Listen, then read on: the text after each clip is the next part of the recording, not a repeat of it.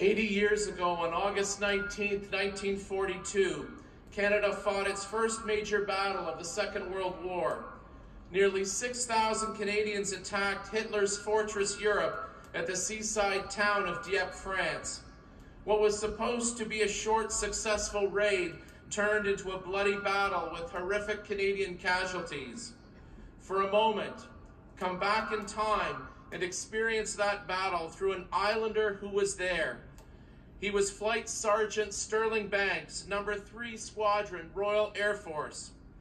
In the pre-dawn hours of August 19th, he climbed into his Hurricane Hawker fighter and flew out across the English Channel. His squadron was tasked with providing air cover for the Canadian soldiers who were storming the beaches below. As Sterling was flying towards the French coast, perhaps he was thinking about his family and friends back home on PEI. Maybe he was thinking about missing his brother Bob, who was serving with the Canadian Army in England. Just days before the raid, he had tried to visit his brother, only to be told that Bob had been transferred to a new location the day before. At 0500 hours, Sterling attacked the enemy defenses at Dieppe. He made several sweeps just behind the beaches.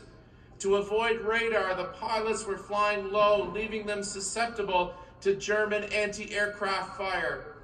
The squadron was hit by enemy guns, but finished their attack and headed back out across the English Channel.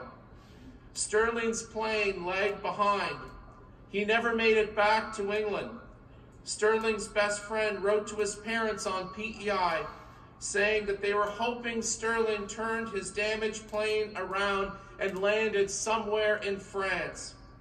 Back home in PEI, Sterling's family waited for news.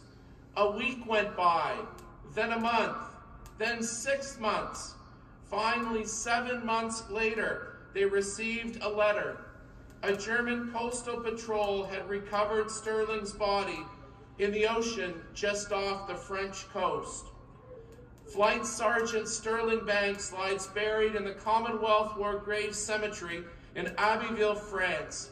Plot 7, Row D, Grave 3.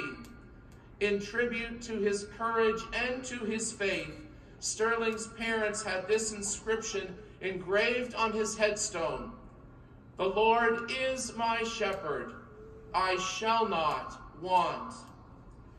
Today we remember the hundreds of men and women from PEI who over the decades have donned military uniforms to serve Canada. Today we give thanks for each of them, and especially for those who made the ultimate sacrifice. As you observe Remembrance Day, by taking time to stop and give thanks, you are providing dignity to all who served, and especially to those who did not return, like Flight Sergeant Sterling Banks. Our freedom was secured through their courage and sacrifice. May we never forget them and what we owe to them.